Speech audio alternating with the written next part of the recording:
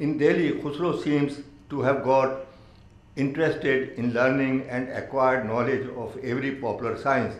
Brought up in Delhi's aristocratic culture, he was also well schooled in politics, which, while aristocratic culture also caught his imagination and remained with him to the last. It looks, however, strange that in spite of his long association with his peer or preceptor, Khusro remained an aristocrat of aristocrats and continued to compose verses admiring the beauty and charm of his earthly beloved. Furthermore, it may also be recalled that Sheikh Nizamuddin was a highly educated man and his sensibility to poetry and intellectual discourses attracted the leading scholars and poets to his khanqa. As Amir Khusro was a lover of beauty and had an ambition to make his mark as a poet of eminence, the Sheikh encouraged him to achieve distinction in the field of his interest. Unlike the lay murids, the chosen murids who belong to the first category were instructed in esoteric and exoteric sciences and trained as future sheikhs to guide disciples spiritually. However, the charm of the sheikh's personality inspired the murid of both the categories to live as good human beings. An epistle written by Khusro on jurisprudence reveals the change that occurred in his thinking about the worldly life in his old age. He writes, quote, I myself who possesses, this is what he wrote towards the close of his career. I myself who possess an eye ever engaged in worship and devotion to God would never have advocated dissociation from the people of power and become an example of those who stay in exclusion devoted to God had I not been inspired by the piety and sincerity of the pious Sufi, that is Sheikh Nizamuddin Aulia. Some words are in order about Khusro's treatment of Hindu religion and Hindus' contribution to science and culture that form the part of his intellectual heritage. In fact, no study of India's composite culture should be taken as complete without a reference to the role played by the Sufis and Indo-Persian poets in general and Sheikh Nizamuddin and Amir Khusro in particular. The Sufi song Qawwali is their legacy. Thank you very much. As we all know, Khusro was a master of many languages and composed in many languages. And the state of the Indian languages, I'm thinking of the Indian languages being apart from Persian, which was the court language, and Khusro's fondness for composing in these languages, the name that we get at this time is Hindari.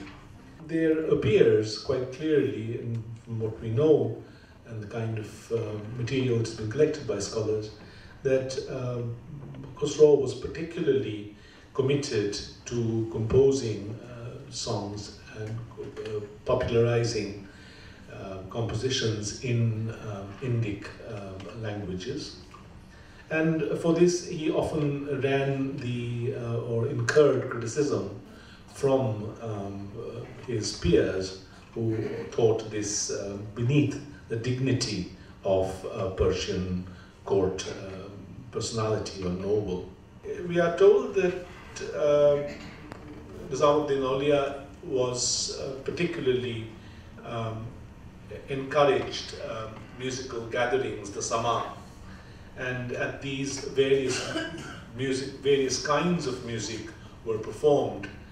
People singing used to come and join in and sing different kinds of song. The word khayal, as I understand, is in origin Persian, though it has been assimilated into various regional languages, meaning variously fancy imagination, thought.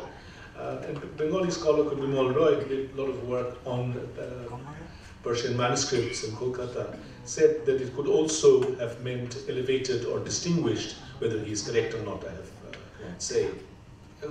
Khusro is said to have introduced elements of Persian music in India, and many innovations are credited to his name.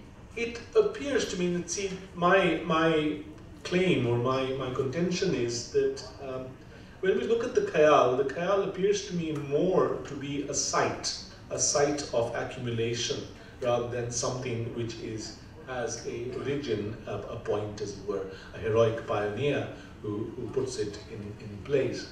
So it may well be that Khusro modified existing forms of singing, combining Persian elements and Indian modes. Fakirullah in the Rag Darpan has a longer list of Khusro's innovations, and he lists, I quote, the music popular in Delhi as the Kaul, Tarana, Khayal, Naqsh, Nisar, Basit, and gives notes about them. Nayak Gopal, who appears to be quite a formidable character because he apparently arrived with 1,000 disciples, sings 3 kinds of songs, a Hargeet, a Man, and a Swarabartini. In response to which Khusro sings Kaul, Basit, and later his own compositions that we have already mentioned. Khusro stands for something, and stands for something very important, a kind of compositeness.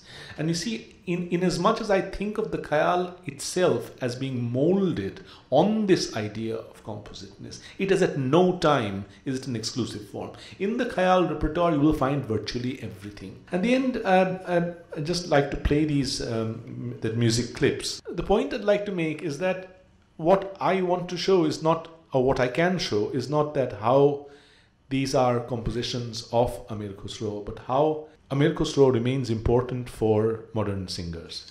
But Mankunto Maula sung not by Qawwali, not in the Qawwali style, not by a Qawwal, but by Ustad Yunus Hussain Khan Sahab.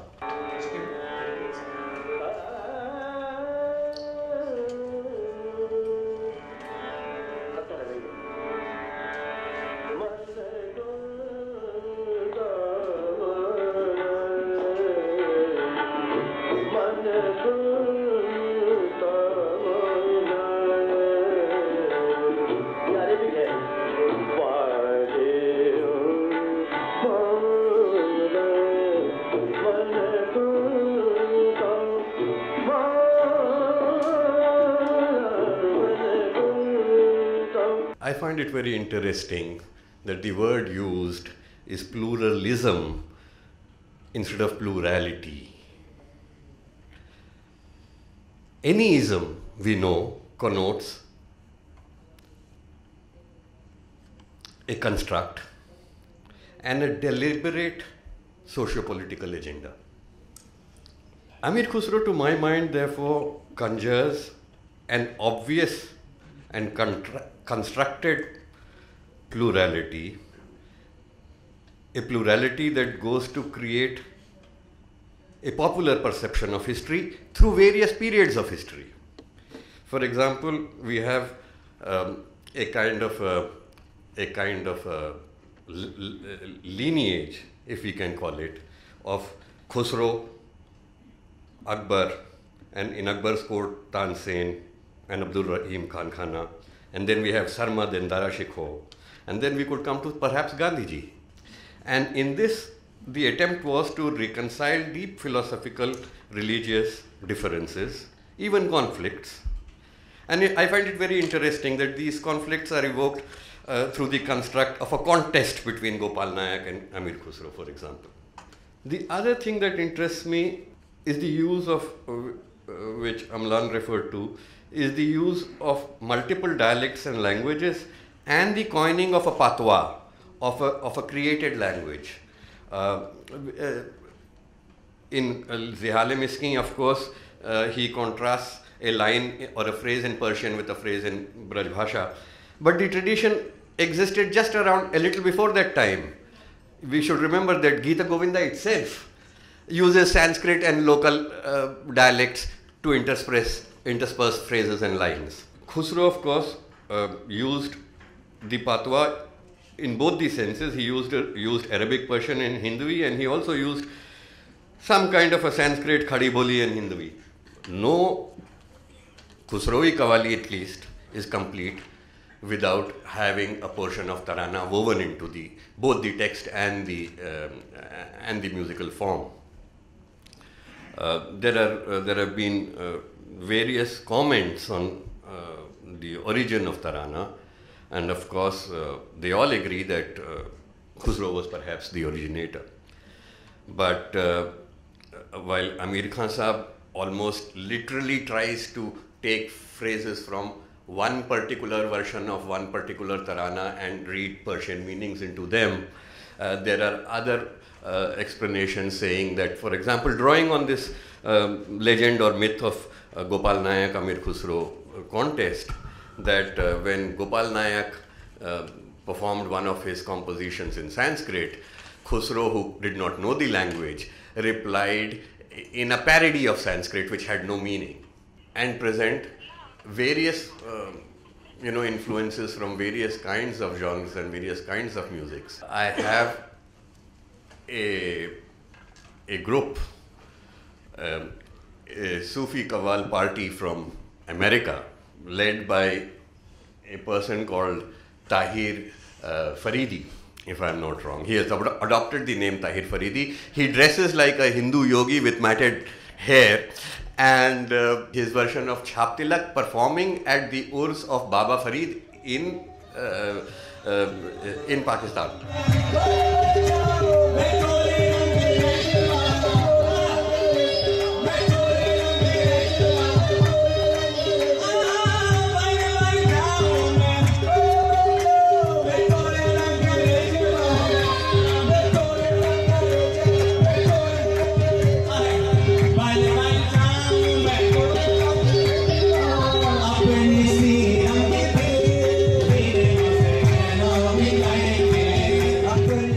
So you can't have better example of pluralism. So thank you.